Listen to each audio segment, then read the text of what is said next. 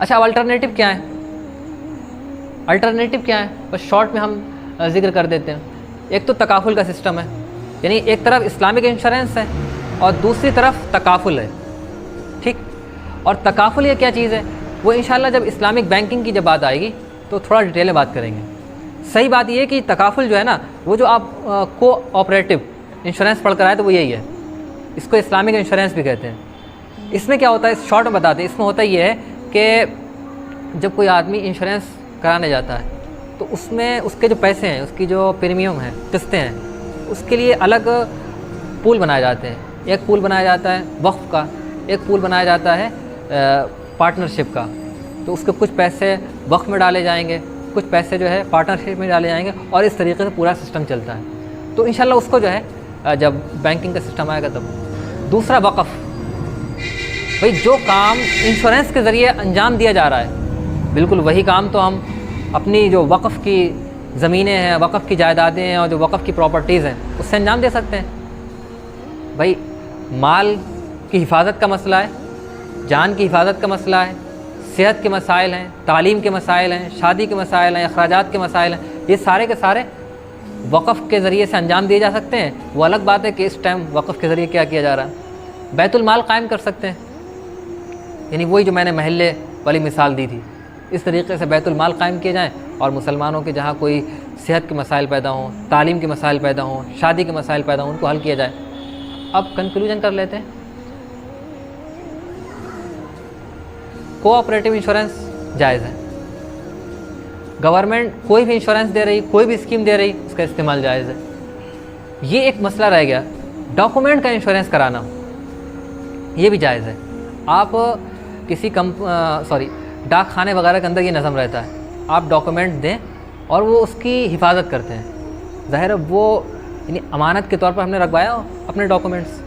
ठीक, अच्छा, अमानत की अगर कोई आदमी अमानत रखने की उजरत ले रहा है और फिर अमानत उससे ज़ाय हो जाए तो फिर उसको उसकी भरपाई करना पड़ती है। तो अगर आपने इंश्योरेंस करा रखा है और यानी वो नुकसान हो जाता है तो और वो उसकी भरपाई करते हैं इंश्योरेंस कंपनी या डाक वाले, तो फिर वो पैसे लेना जायज़ होगा। ये भी बात है, यानी डॉक्यूमेंट्स का आपने इंश्योरेंस करा रखा है और वहाँ आपने क्लेम किया और जो पैसे मिल रहे हैं उन पैसों को लेना जायज़ होगा। कंपलसरी इंश्योरेंस है, उसको लेना जायज़ है, उसमें मैंने थोड़ी डिटेल बताई।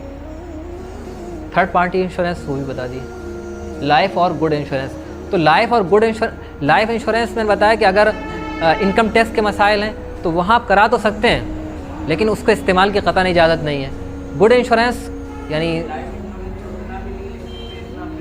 नहीं, वो तो ले सकते हैं उसके, हाँ उसके। और गुड इंश्योरेंस में मैंने बताया कि यानी अगर आपने दुकान का मकान का करा रखा है तो फसादात की वजह से अगर हलाक हुए फिर तो आप उसकी भरपाई कर सकते हैं, और किसी और हादसे की वजह से या तबई तौर पर कोई हलाकत हुई तो फिर उसका इस्तेमाल करना दुरुस्त नहीं होगा। सदक़े के नियत के बगैर उसे गरीब को दे देंगे। तो इस तरीके से शुरू से चलते हैं, बस शॉर्ट वो कर लेते हैं। आपने तारुफ जाना, इंश्योरेंस के लिटरल मीनिंग क्या है, यकीन दहानी कराना, और उसका